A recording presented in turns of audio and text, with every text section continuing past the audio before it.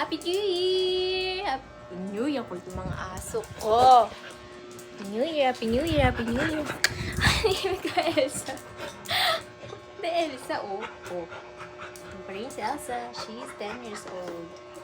Si Eddie, ay 9 years old. This year, 2026. Or, I think turning 11. Galing ako kila Tita Malu, nakikain. Naki-New Year, naki-countdown.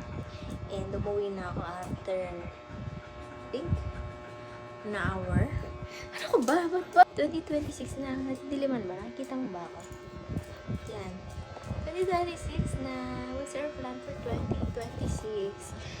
So, before mag-end yung 2026, marami lang namang happenings na nag-realize sa akin na it's really up to me sa mga bagay na gagawin ko. Mga bagay na pwede ko bigyan na interest or pagtuunan ng pansin na hindi ko na kailangan mag-wait sa iba. If you're wondering bakit nakaganyan si Eddie, kamot siya ng kamot eh. Parang mag-ubra lang. For 2026, ang plano ko ay sundin na yung mga pinapostpone kong activities na gusto kong gawin. Ganyan. Gusto kong gawin siya dati pa. Tapos kada may niyayaya ako, friends, ganyan. Siyempre hindi natutuloy kasi hindi success schedule. So hanggang lagi lang sabi na gusto ko to try, hanggang di na na-try, kakaantay ng may kasama. So for 2036, my plan is to go and do the things that I wanted to do even just by myself. So isa na doon, pati kami na really do na or really push through na yung angel bang. So, mag-try mag-sauna, mag-free diving, Batangas, diba? May camp yun, parang may camping type siya na 2 days, 3 days, 2 nights, gano'n. So, siya matry kahit alone. Though may mga kasama naman ako doon, diba? At least may makikilala ako. Tapos, by February, magbabagyo kami for birthday ni Rain. And then, towards the end of February, sama Klate Badet mag-Bicol. Yeah. And then, the rest of the year, I'm free or wala pa akong activity. For my birthday, I don't know yet kung ano pa. Pero, nakita ko kanina sa news, nung countdown, parang ang sayang mag New Year's, ha? Boracay, oh my gosh. Niisip ko kasi, by next year, uuwi ako ng Butuan. Ang plan ko is around Christmas to New Year. So, that's a whole month. So, bale, ang gagawin ko na lang ata, baka mag-Christmas ako sa Butuan. And then, mag-New Year ako sa Boracay. Diba? Oh, yaman. Yeah. Pag-iipunin natin yan. Or yung 13th month ko, doon ko ilalaan. Oh my gosh, I'm so excited. So, yan. Yan naman ang plan. Pag nagbutuan kami, ang plan is magdadabaw. And then mag-Siargao. Yan. Christmas. Tapos, New Year, kahit mag-isa ako, pupunta ka ng Boracay. Like that. Let's do that, so. Tapos, yun lang naman yung mga nakaset kong gala. And then the rest, puro mga errands naman. Siguro mga self-date, ganyan. Ngayon, tapos pala, need ko rin mag-ukay for my new wardrobe style, wardrobe set, kasi yung mga luma kong damit, kasi wala na akong damit pang alis. Lahat, inimpakay ko na at bibigay ko na kay Nukuha, my pamangkin. Yan naman, tignan mo na pinagkakabalan itong aso ko. Yan. Ano itong isa? Ayan. Tapos nasaya kasi sinito ka na carbonara and ang sarap pala niya. Ito yung yung iyon ko recipe. For the cheese, for 1 kilogram na pasta, 2 cups cream, isang malaking can ng evap. Ayan, titimplahan mo lang yan. Then, maglagay ka din ng parang small bowl ng pasta water. And then, another cup na maliit ng water. Then, titimplahan mo na salt. Ako, nilagyan ko ng chicken cubes, magic sarap, and salt, pepper. Tapos, yung sa cheese, ang ginamit ko is Magnolia cheesy na white, milky white, na I think flavor. and then parmesan, and then yung mix ng parmesan and cheddar. Yung nabibili sa grocery na mix, yun. Tapos yung parmesan na parang mapino, yun, pag-alu-aluin mo lang yun. Pero hindi ko inubos ko isang buo ng cheesy milky white na cheese, and then parang 2 handfuls ng parmesan, and then 2 handfuls ng mix ng parmesan and cheddar. Sarap niya, masarap siya. Naku, perfect yung alat niya. Yun lang. Nakuha ka na yung recipe ko for carbonara. Tapos bacon and mushroom. Yan. Tapos sa pizza naman yung discovered din ako, aside from yung creamy spinach na flavor na ginagawa ko. Ngayon, I go for bell peppers and bacon. Sarap siya. Masarap. Tapos, marami din ako na-try ng recipe for this year. And for next year, oh my gosh, may lumilipad. Ganito yung mga aso kada may mga... Kami lumilipad, ganyan. Nahuli nila.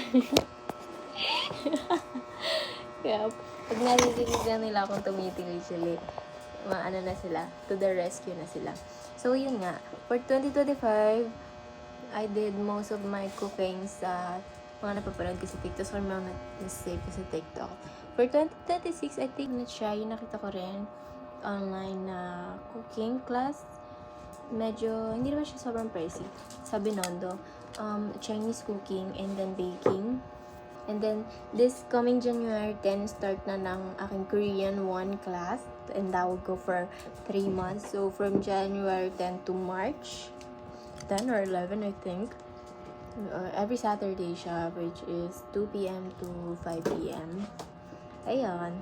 Tapos, after Korean 1 class, hindi ko pa sure kung ipupush ko yung UP pa din, kung sa UPD pa din na, or yung sa Taguig na Korean Community Center doon. Yun, nakikita naman natin yun sa TikTok. Baka itatry ko yun. Pero kasi, ang conflict ng schedule, though I don't know if they have nung online or kung face-to-face kasi may pasok. Ang out ko is umaga, diba? So, I don't know yung class schedule. Pero check ko pa.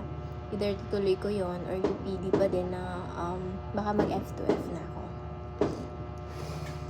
Tapos, pag may mga naiisip na akong gagawin ko na talaga siya kasi mag-isa ako. Kasi parang mas na-appreciate ko na talaga mag-isa ngayon. Kasi may kasama, sobrang nakakapagod. Tsaka, laging nag-adjust time, ganyan, or sa schedule. Wow. Ma'am, nasa video ka, ma'am. Yeah, naka-video ka. Hopefully, hindi naman sobrang stressful ng next year. Wala naman big movements next year aside from graduation ni Jopet.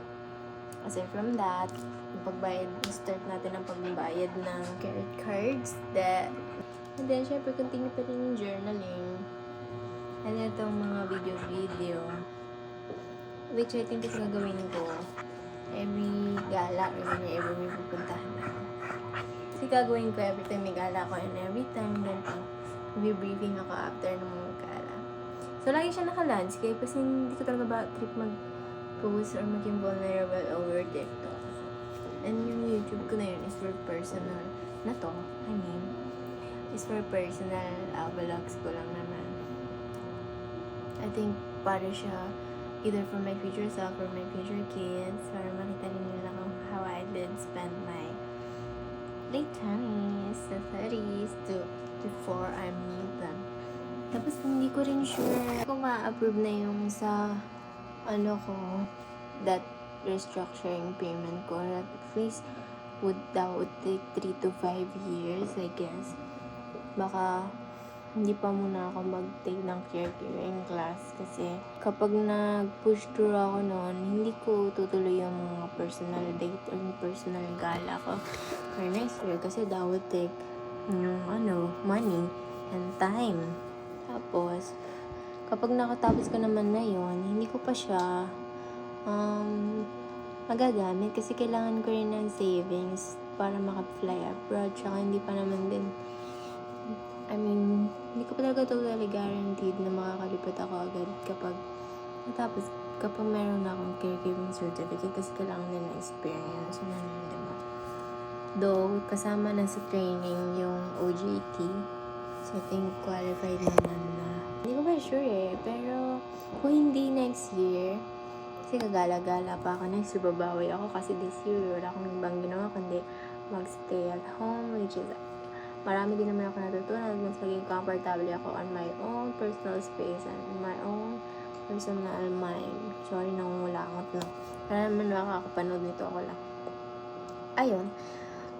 Aside from gagala ko next year, kung hindi ko siya magagawa next year, or this year, 2026 na pala, oh my gosh. Baka by 2028 na. Ayun. Kasi parang, ang laging ganun yung ganap ko ng bawat taon eh. Maraming ganap, maraming gala, and then on the next year, I'm on a quiet na life. And then on the next year, gala naman. So, alternate lang siya. So, kung this year, I was kept inside the comfort of my home, next year, gala naman. Ayun, ganun lang. Pero ang goal talaga is pagka 30, lipad na talaga tayo, no? Tapos ang prayer ko pala kanina sa misa, ko, Lord, ready na akong kumirengking next year. Ibigay mo na po, ipakilala mo na po ang aking Mr. Right niya. Tapos ituro mo na, Lord, di na. Sabi ng friend ko, bibigyan naman daw, huwag ka lang mag-inarte. Ko, sus, alam naman Lord ko ano yung gusto ko. Tsaka bakit di bawal mag-inarte? Alam niya namang maarte ako. Inborn na tong arte ko. I just won't settle for less. Yun lang naman. Ang lagi kong tagline is, mas malaki pa yung sahod sa akin. Mas financially, comfortable pa siya kaysa sa akin. Kasi I can't be with someone who's broke or who earns more less than me. Kasi, yung sahod ko, hirap na hirap kung cash in eh. Diba? Paano pa siya kung mas mababa sahod niya? Diba? Yun lang naman. Tsaka alam mo naman, pinagdaanan natin ng bata tayo.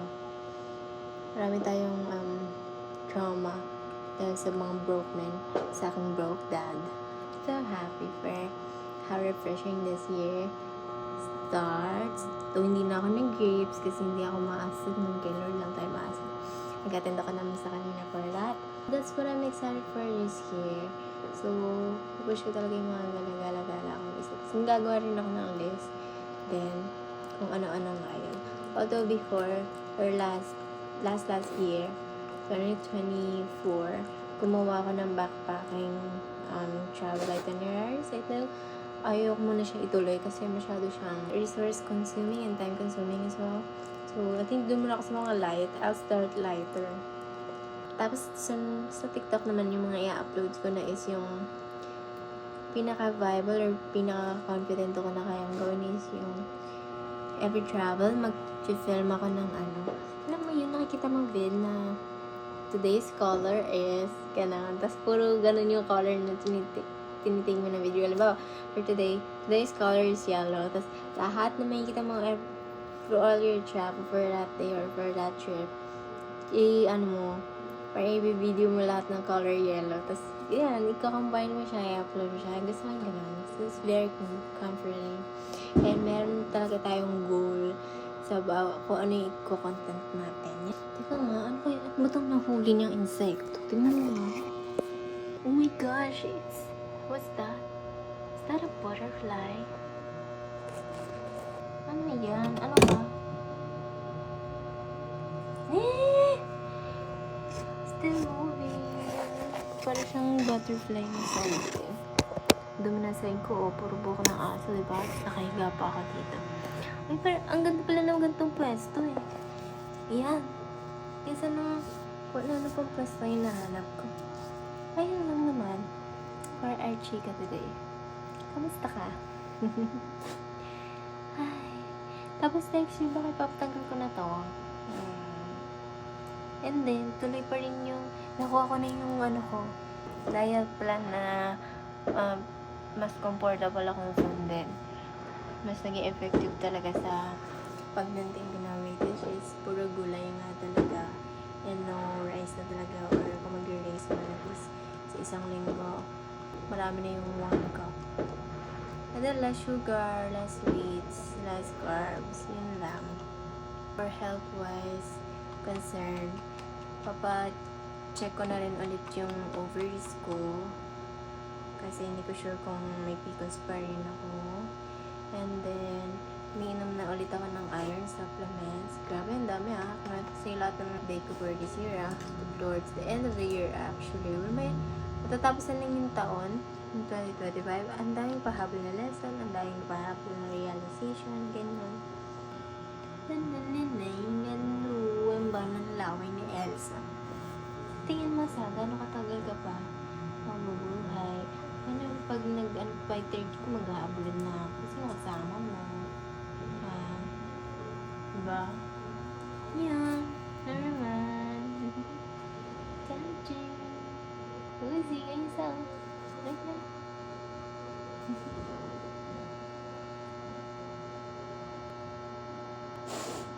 Eh? Malakas na hingin eh.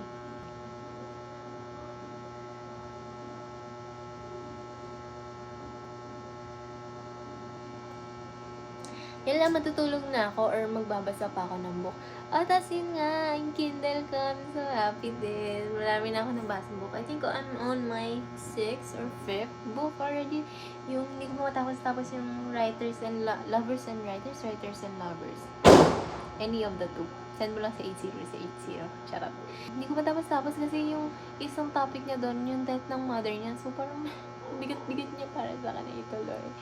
Pero kailangan ko tapusin kasi maganda naman. Yun lang yung internal dialogue niya minsan about the death of the mother niya, how much naman miss yung mom niya. So, Happy New Year, Ma! Happy New Year, Mama! Bye-bye! Happy New Year! Happy New Year! Bye-bye! Tulog na ako.